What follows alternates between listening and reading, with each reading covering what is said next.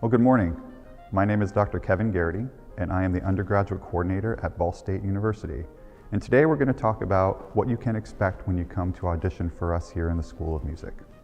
You will receive an official audition email from the undergraduate coordinator's office regarding the specific time of your scheduled audition. All applicants must confirm their scheduled time via email, so be sure to check your email often. So when you arrive on Ball State's campus, the first thing you're going to do is want to park. And the best place to park for auditions is in the McKinley parking garage, which is located directly behind the School of Music, just south of the Sursa Performance Hall. Once you've parked, you'll want to come around to the front of the building to the lobby area where you'll find us to get you started on your journey. Besides your audition, one thing that all students who are applying to the School of Music must complete on audition day is the theory placement exam. This is a 20 to 30-minute exam that will cover your basic knowledge of music theory. Prior to arriving for your audition, you will be sent a study guide for the exam.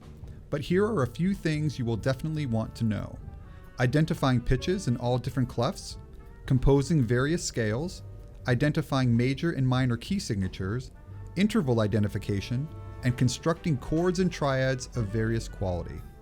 Remember, how well you do on this exam has no bearing on your admission. Your actual performance audition is still the most important component of the process. The results of this exam will simply allow us to place you in the most appropriate music theory class when you arrive on campus in the fall. Now, most students will go ahead and take their theory placement exam after they're done with their audition, which is perfectly great. However, if you have a late audition time, you'll probably want to arrive early so that you could go ahead and do the theory placement exam before your audition. And that will make sure that you don't have too long of a night at the end of your day.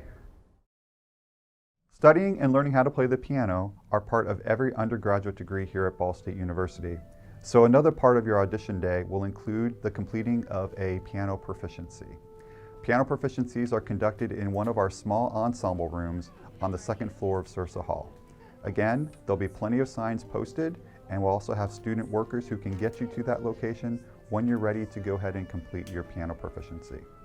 When you arrive, one of our piano professors or one of our piano graduate assistants will greet you, and they'll have you play some piano for them.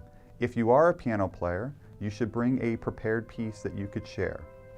If you don't have a prepared piece, don't worry about it. What the piano proficiency people will do is they will put some easy piano music in front of you to see how well you play it. If you do really well, they're going to give you something a little bit harder. And they'll continue that process until they find out where your stopping point is. So that way we will know where your piano skills lie, and we'll have an idea as to where we can start you in the piano sequence when you arrive at Ball State in the fall. If you have absolutely no piano experience, we will ask you about that at the registration table. And for those students who have no experience at all, we will probably not have you do one of those proficiencies. And when you arrive at Ball State in the fall, you would actually start in our group piano level 1 sequence course. One of the things that we like to do on each of our audition days is provide an informational meeting for the parents and families of the students who are auditioning for us. During this meeting, we'll provide information about admissions, financial aid, and also more about the School of Music, specifically about what are the next steps in the process after your student auditions. And we always encourage parents and families, if they have questions about admissions or financial aid, to please be at this meeting. So if that means coming a little bit earlier before the audition time or staying a little bit later after the audition time, just so you can be here for the meeting, we always think it's a great thing to get some additional information. Well, I think we'll go ahead and get started. My name is Kevin Garrity. The last stop on your journey right before your audition will be the warm-up room. This last 10 to 15 minutes before your audition is where you should run through your repertoire and then go ahead and clear your head so you're mentally prepared to walk into that audition room. So the primary reason you're here and what you have been preparing for is your actual audition.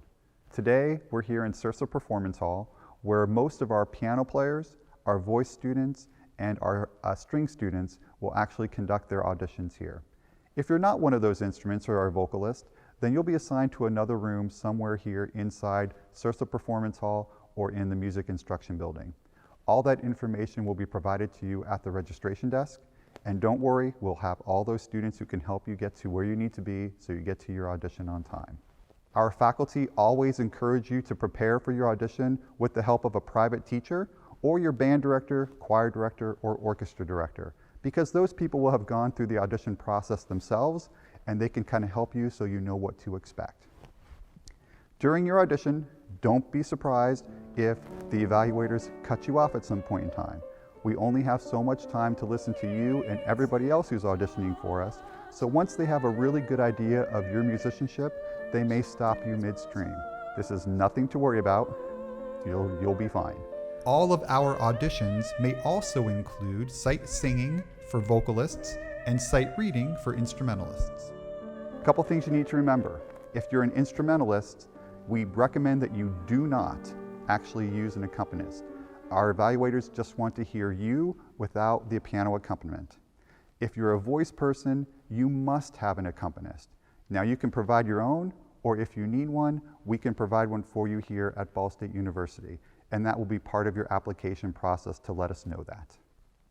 Other than that, we just hope that all of you have the best audition that you can possibly have, and we hope to see you here in the fall at Ball State University.